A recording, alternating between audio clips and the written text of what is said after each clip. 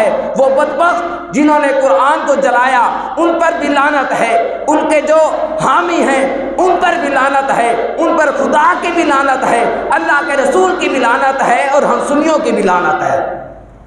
اس کے بعد آگے کیا ہوا؟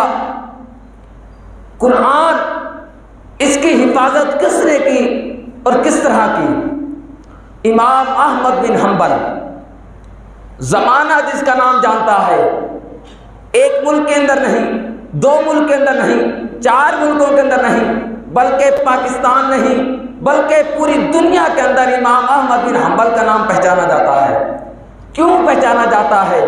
انہوں نے قرآن سے محبت کی ہے، قرآن سے وفا کی ہے اور عالم اسلام کو یہ بتایا ہے کہ اگر قرآن سے محبت کرنی ہے، قرآن کی حفاظت کرنی ہے تو پھر اس طرح کرنی ہے، اور عالم کفر کو بتایا ہے کہ اگر تم قرآن کو جلاؤ گے یا قرآن کی بے حرمتی کرو گے تو ہم مسلمان قرآن کے لیے کٹ جانا بھی برداشت کر سکتے ہیں، مر جانا بھی برداشت کرتے ہیں، اپنے ٹکڑے ٹکڑے ہو جانا برداشت کر سکتے ہیں، لیکن نبی کریم علیہ الصلوۃ والسلام کے فرمان کے مطابق ہم قرآن کو تھامے رہیں گے، قرآن کو پکڑے رہیں گے مضبوطی کے ساتھ، قرآن کی حفاظت کرتے رہیں گے۔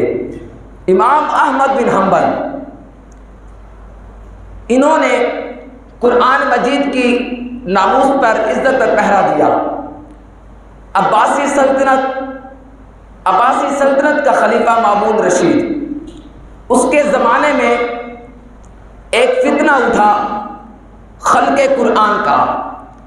مامون رشید نے کہا کہ قرآن جو ہے یہ مخلوق خدا ہے، قرآن مخلوق خدا ہے۔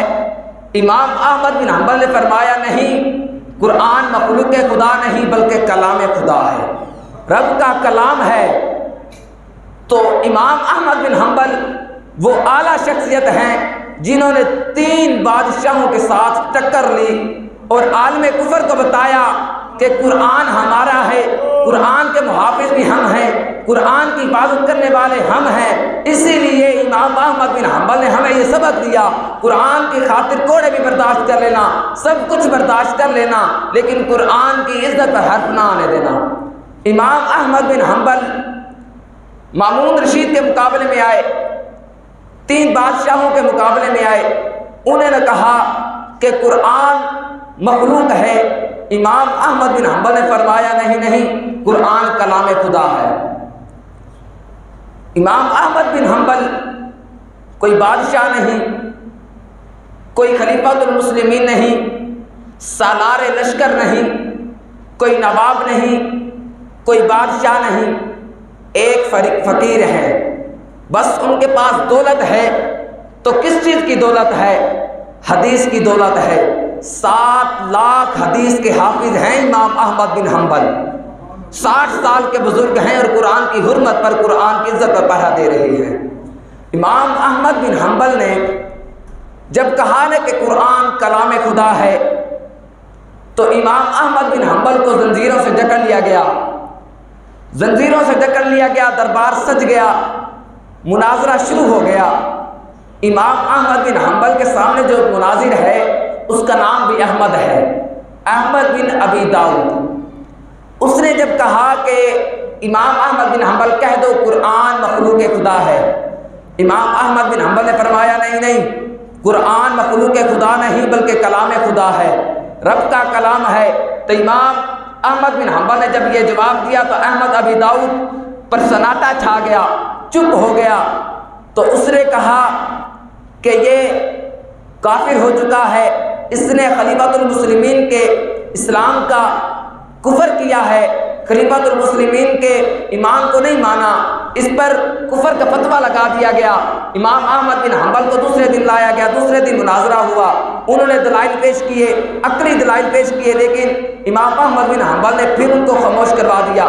تیسرا دن آ گیا، چوتھا دن جب آیا امام احمد بن حنبل نے فرمایا کہ اگر تم کہتے ہو قرآن مخلوق خدا ہے تو قرآن میں سے کوئی آیت لے آؤ یا کوئی ایک حدیث لے آؤ، میں مان جاؤں گا۔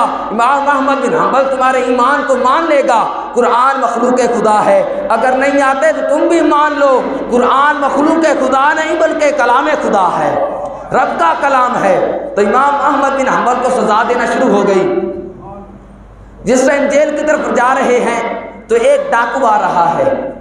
ایک ڈاکو نے جب امام احمد بن حنبل کو دیکھا نا کہ امام احمد بن حنبل جا رہے ہیں، امام احمد بن حنبل جا رہے ہیں اور ڈاکو اپنی جیل سے اپنی قید بھگت کر اپنی سزا بھگت کر واپس آ رہا ہے، تو ڈاکے نے پوچھا امام احمد بن حنبل تم کس ظلم میں جا رہے ہو، کس کیس میں جا رہے ہو؟ امام احمد بن حنبل نے فرمایا کہ یہ بادشاہ کہتے ہیں کہ قرآن مخلوق خدا ہے، مگر میں کہتا ہوں قرآن مخلوق خدا نہیں بلکہ کلام خدا ہے۔ تو امام احمد بن حنبل کو ڈاکو نے کہا کہ پولیس والوں کا رجسٹر دیکھ لو، مجھے 18,000 کوڑے مار چکے ہیں لیکن ڈکیٹی چوری میں نے ابھی تک نہیں چھوڑی، تم یہ بتاؤ اب حق پر ہو کہ نہیں؟ امام احمد بن حنبل نے فرمایا میں حق پر ہوں۔ تو ڈاکو نے کہا امام احمد بن حنبل اگر تو ہے نا حق پر، پھر حق پر ڈٹے رہنا، کم از کم 18,000 کوڑے ضرور برداشت کرنا۔ 18,000 جب تو کوڑے برداشت کر لینا نا، پھر مجھے یاد کرنا، میں چور ہو کر 18,000 کوڑے برداشت کیے پھر بھی چوری نہیں چھوڑی۔ اگر تو میں پھسل جاتا تو کوئی بات نہیں، اگر تو پھسل گیا اس بات پہ تو وہ امت مسلمہ گمراہ ہو جائے گی، علیحدہ ہو جائے گی، لہٰذا تو اس طرح نہ کرنا، پھسل نہ جانا۔ امام احمد بن حنبل کو کہا چور نے کہ اپنی بات پر پکا رہنا، اپنی بات پر پکے رہنا، کوڑے برداشت کر لینا، لیکن یہ مت کہنا کہ قرآن مخلوق خدا ہے بلکہ یہی کہنا کہ قرآن کلام خدا ہے۔ تو سزا سنا دی گئی امام احمد بن حنبل کو کہ انہیں قتل کر دیا جائے۔ تو جب بادشاہ نے کہا کہ اس کو قتل کر دیا جائے، امام احمد بن حنبل کو قتل کرنے کا حکم ہو گیا۔ تو بادشاہ نے کہا میں اسے تلوار کے ساتھ نہیں مارنا چاہتا، اگر تلوار کے ساتھ اس کا سر قلم کر دوں تو یہ فوراً مر جائے گا، اس کو زیادہ تکلیف نہیں ہوگی، میں اسے کوڑوں کے ساتھ مارنا چاہتا ہوں، اس کو کوڑے مارنا چاہتا ہوں تاکہ اس کو تکلیف زیادہ ہو، تکلیف کے ساتھ مرے۔ تو بادشاہ نے اعلان کیا کہ کوئی آدمی ہے جو امام احمد بن حنبل کو کوڑے مارے۔ ایک حبشی اٹھا کہنے لگا میں کوڑے مارتا ہوں، میں جسے 10 کوڑے ماروں نا وہ بندہ مر جاتا ہے، دعوے کے ساتھ کہنے لگا۔ تو بادشاہ نے کہا تو مار امام احمد بن حنبل کو کوڑے۔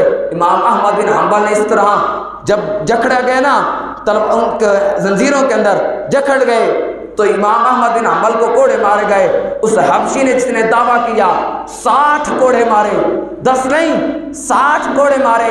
امام احمد بن حنبل کی کمر سے پشت سے بوٹیاں بکھرنے لگی، امام احمد بن حنبل کی غشی طاری ہو گئی۔ امام احمد بن حنبل کو وہ جو مناظر تھا نا احمد بن ابی داؤد، وہ اتر کر کرسی سے آ کر امام صاحب کے کان میں کہنے لگا کہ اے امام احمد بن حنبل تو کہہ دے کہ قرآن جو ہے مخلوق خدا ہے، آج میں تجھے اس خلیفے کے عذاب سے بچا لوں گا۔